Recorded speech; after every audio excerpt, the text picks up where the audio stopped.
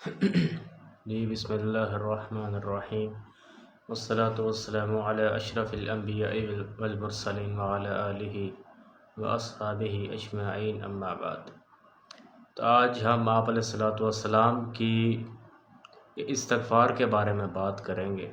کہ آپ صلی اللہ علیہ وسلم نبی ہونے کے باوجود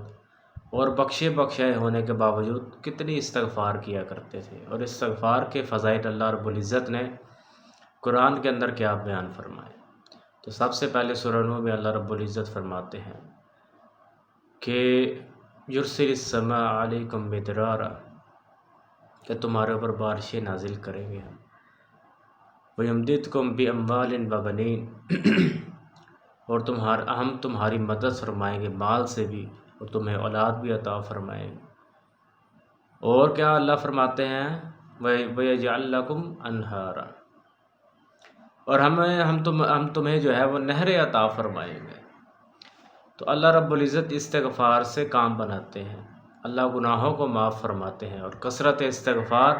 انسان کو غنی بناتا ہے، انسان کے مسائل کو حل کرتا ہے، اللہ سے لینے کا ذریعہ بنتا ہے۔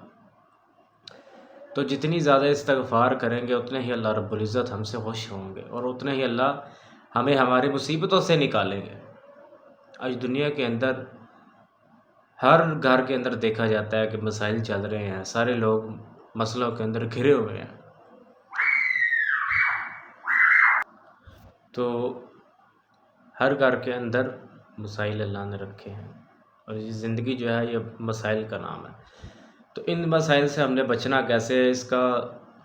حل بھی اللہ نے خود بتایا ہے، استغفار اس کا حل ہے۔ اللہ کے نبی علیہ الصلوۃ والسلام فرماتے ہیں کہ واللہ انی لاستغفر اللہ واتوب الیہ فی الیوم اکثر من 70 مرہ، کہ میں اللہ کی قسم میں دن کے اندر کہ میں اللہ سے توبہ کرتا ہوں، معافی مانگتا ہوں، اور میں اس کے سامنے جھکتا ہوں۔ اور اللہ کے نبی صلی اللہ علیہ وسلم فرماتے ہیں کہ میں استغفار جو ہے دن میں 70 مرتبہ سے بھی زیادہ استغفار کرتا ہوں، یعنی کہ بہت زیادہ استغفار کرتا ہوں۔ تو آپ علیہ السلام ساری کائنات کے نبی اور سارے انبیاء علیہ الصلوۃ والسلام کے